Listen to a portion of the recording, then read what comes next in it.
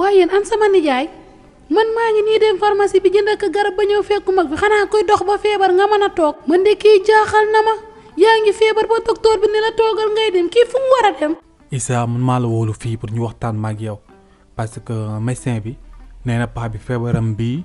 mooy loolu quoi bu dundee weer si lay yem loolu paa bi day dee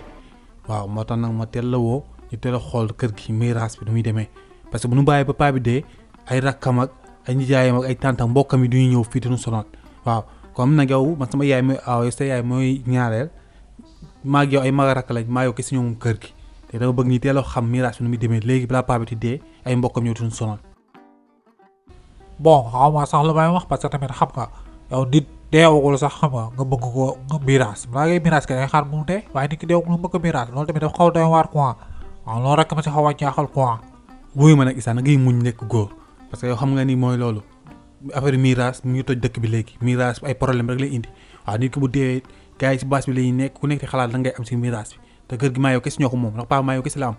waaw comme dañ ko gisee baax na man moo bàyyi sa ginnaaw waaw yow loo def baax na waaw yaay sama mag loo def baax na waaw man moo joxe xaalis bi sax sama wàll si miraas bi ba mën a tukki parce que man du ma tuuti fii quoi dafay xam nag dafa neexu quoi. waaw li nga wax moom bettu ma woon si yow parce que yow rek ju ma déggal nga léegi nag du nga koy jaay kër gi bu nga koy jaayee nga jël sa wàll ak sa yaay nga xool noo koy gérer man ma jël sama wàll ma ak sama yaay ma xool ma koy gérer parce que man it toll naa si takk jabar quoi am na koy bëgganteel ba pare.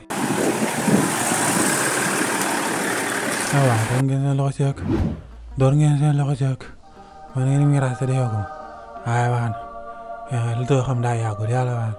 waa nijaay kan moo la fi nar a miraas te deewagoo yow mii xam naa ni sa feebar bi yóbbu na sa xel mi de. oui ma yow la sa xel dem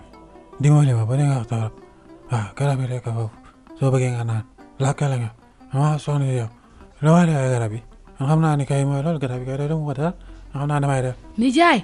dimbali ma te nga nekk nit